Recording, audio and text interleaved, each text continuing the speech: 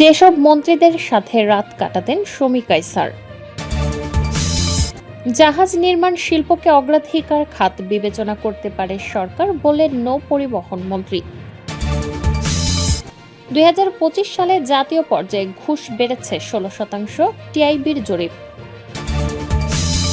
হামের উপসর্গে আরও 9 শিশুর মৃত্যু, মোট 698। অনুমোদনবিহীন এজেন্সির আকর্ষণীয় হজ প্যাকেজ, সতর্ক করল মন্ত্রণালয়। সর্বশেষ জানাবো, দেশে ভয়াবহ হারে বাড়ছে অ্যান্টিবায়োটিক প্রতিরোধী জীবাণু, বলল স্বাস্থ্যমন্ত্রী। শিরোনাম শুনলেন, এবারে বিস্তারিত। জাহাজ নির্মাণ শিল্পকে অগ্রাধিকার খাত বিবেচনা করতে পারে সরকার, বললেন নৌ পরিবহন মন্ত্রী। নৌ পরিবহন মন্ত্রী শেখ রবিউল আলম বলেছেন, ব্যাপক কর্মসংস্থান সৃষ্টি এবং উচ্চমূল্য সংযোজনের মাধ্যমে রপ্তানি আয় বৃদ্ধির লক্ষ্যে সরকার জাহাজ নির্মাণ শিল্পকে অগ্রাধিকার খাত হিসেবে বিবেচনা করতে পারে। বৃহস্পতিবার সংসদে ফেনী 2 আসনের বিএনপির সদস্য জয়নাল আবদিন এর তারকা চিহ্নিত প্রশ্নের জবাবে তিনি একথা বলেন। মন্ত্রী বলেন, বাংলাদেশের কম শ্রম ব্যয়, দক্ষ জনশক্তি এবং মাঝারি আকারের জাহাজের ক্রমবর্ধমান বৈশ্বিক চাহিদাকে কাজে লাগিয়ে টেকসই ব্লু ইকোনমি ও রপ্তানি লক্ষ্যমাত্রা অর্জনে এ খাতকে নীতিগত সহায়তা দেওয়া অত্যন্ত যৌক্তিক। তিনি বলেন, জাহাজ নির্মাণ শিল্প একটি উচ্চ মূল্য ধন নির্ভর খাত, তাই এ শিল্পের বিকাশে বিশেষ আর্থিক সহায়তা ও ঋণ সুবিধা প্রয়োজন। শেখ রবিউল আলম জানান, দীর্ঘমেয়াদী স্বল্প সুদের ঋণ, যেমন 4% সুদে অর্থায়ন এবং রপ্তানি ঋণ সহায়তা নিশ্চিত করা গেলে স্থানীয় উদ্যোক্তা ও শিপইয়ার্ডগুলোর সক্ষমতা উল্লেখযোগ্যভাবে বৃদ্ধি পাবে। তিনি বলেন, এ খাতের বিকাশে পশ্চাৎ সংযোগ শিল্পের উন্নয়নও জরুরি। বর্তমানে দেশে নির্মিত জাহাজে প্রায় 25-30% মূল্য সংযোজন হয়, তবে মেরিন কেবল, মেরিন পেইন্ট, ফাইবার প্লাস ও স্টিল প্লেটের মতো গুরুত্বপূর্ণ উপকরণ দেশেই উৎপাদন করা গেলে মূল্য সংযোজনের হার 45-50% উন্নীত করা সম্ভব। যেসব মন্ত্রীদের সাথে রাত কাটাতেন শমী কায়সার। সরকারের পতনের পর সামাজিক যোগাযোগ মাধ্যম এবং কিছু অনানুষ্ঠানিক ইউটিউব ভিডিওতে মুখরোচক শিরোনামে তার ব্যক্তিগত জীবন ও মন্ত্রীদের জড়িয়ে নানা ধরনের নেতিবাচক প্রচারণা চালানো হয়। তবে এসব দাবির পেছনে নির্ভরযোগ্য কোনো প্রমাণ বা অফিসিয়াল তথ্য পাওয়া যায়নি। শমী কায়সারের বিরুদ্ধে মূল আইনি অভিযোগগুলো ছিল মূলত জুলাই অভ্যুত্থানে শিক্ষার্থীদের ওপর হামলা ও আওয়ামী লীগের রাজনৈতিক কর্মকাণ্ডে সংশ্লিষ্টতা বিষয়ক, তার ব্যক্তিগত জীবন সম্পর্কিত নয়। 2025 সালে জাতীয় পর্যায়ে ঘুষ বেড়েছে 16%, টিআইবির জরিপ। দেশের সেবা খাতে দুর্নীতি ও ঘুষের চিত্র উদ্বেগজনকভাবে বেড়েছে বলে জানিয়েছে ট্রান্সপারেন্সি ইন্টারন্যাশনাল বাংলাদেশ। সংস্থাটির সর্বশেষ জরিপ অনুযায়ী 2025 সালে জাতীয় পর্যায়ে প্রাক্কলিত ঘুষের পরিমাণ দাঁড়িয়েছে 12,633 কোটি 20 লাখ টাকা, যা 2023 সালের তুলনায় প্রায় 16% বেশি। বৃহস্পতিবার রাজধানীর ধানমন্ডির মাইরাস সেন্টারে আয়োজিত সেবা খাতে দুর্নীতি জাতীয় থানা জরিপ 2025 নামক সংবাদ সম্মেলনে জরিপের ফলাফল প্রকাশ করে ট্রান্সপারেন্সি ইন্টারন্যাশনাল বাংলাদেশ। জরিপে দেখা গেছে, 2023 সালের তুলনায় 2025 সালে জাতীয়ভাবে দুর্নীতির শিকার হওয়া থানার হার বেড়েছে 15.1% এবং ঘুষের শিকার হওয়া থানার হার বেড়েছে 25.2%। একই সময়ে জাতীয় পর্যায়ে প্রাক্কলিত মোট ঘুষের পরিমাণ দাঁড়িয়েছে 12,633 কোটি 20 লাখ টাকা, যা 2023 সালের তুলনায় 15.9% বেশি।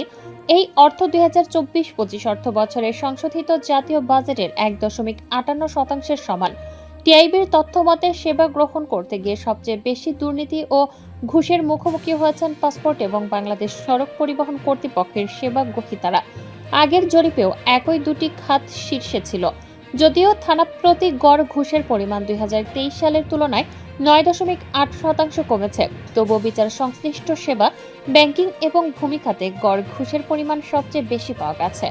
প্রতিবেদনে বলা হয়, আইনশৃঙ্খলা রক্ষাকারী বাহিনী ও বিচার সংশ্লিষ্ট খাতে দুর্নীতি এবং ঘুষের উচ্চ হার এখনও বহাল রয়েছে, ফলে সাধারণ মানুষের ন্যায় বিচার প্রাপ্তি বাধাগ্রস্ত হচ্ছে। একই সঙ্গে কৃষি, স্থানীয় সরকার, ভূমি, শিক্ষা, স্বাস্থ্য, পাসপোর্ট ও বিআরটি এর মতো জনগুরুত্বপূর্ণ খাতেও দুর্নীতির প্রবণতা বৃদ্ধি পেয়েছে অথবা আগের অবস্থায় রয়ে গেছে। হামের উপসর্গে আরও 9 শিশুর মৃত্যু, মোট 698। দেশে গত 24 ঘন্টায় হামের উপসর্গ নিয়ে আরও 9 শিশুর মৃত্যু হয়েছে। একই সময়ে হাম ও হামের উপসর্গে আক্রান্ত হয়েছে 945 শিশু। বৃহস্পতিবার স্বাস্থ্য অধিদপ্তরের প্রকাশিত হালনাগাদ প্রতিবেদনে এ তথ্য জানানো হয়েছে। প্রতিবেদন অনুযায়ী বুধবার সকাল ৮টা থেকে বৃহস্পতিবার সকাল ৮টা পর্যন্ত সময় হামের উপসর্গ নিয়ে ৯ শিশুর মৃত্যু হয়েছে। তবে এ সময়ে নিশ্চিতভাবে হামে আক্রান্ত হয়ে কোনো শিশুর মৃত্যু হয়নি।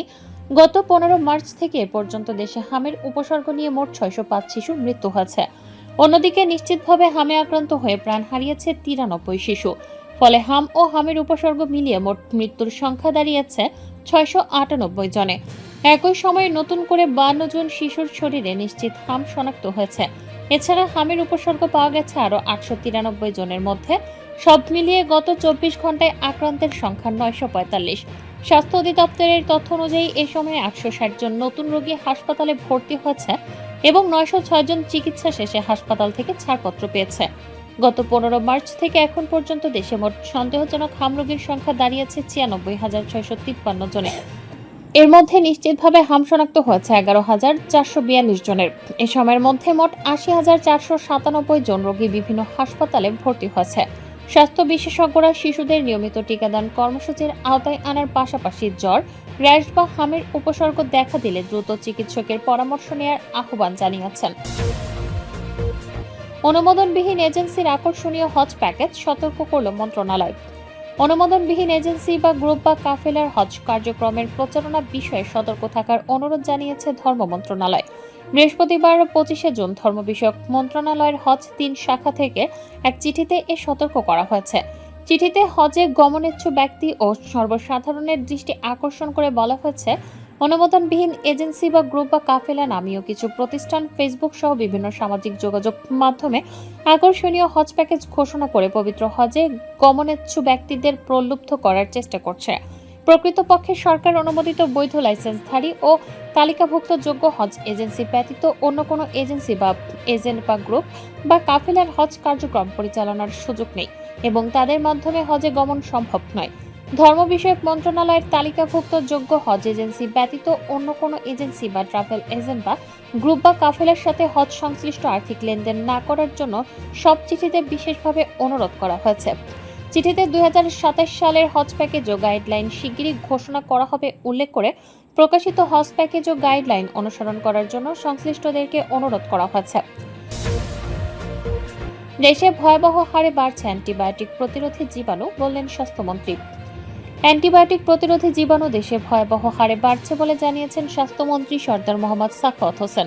বৃহস্পতিবার ২৫ জুন সকালে জাতীয় সংসদের বাজেট অধিবেশনে ১৫তম দিনের লিখিত প্রশ্নোত্তরে তিনি এই কথা বলেন। ফেনী ২ আসনের সংসদ সদস্য জয়নাল আবদিন জানতে চেয়েছিলেন, দেশে ভয়াবহ হারে অ্যান্টিবায়োটিক প্রতিরোধী জীবাণু বেড়েছে কিনা এবং তা সত্য হলে জীবাণু শনাক্তকরণ কিট তৈরির কোনো উদ্যোগ নেওয়া হয়েছে কিনা।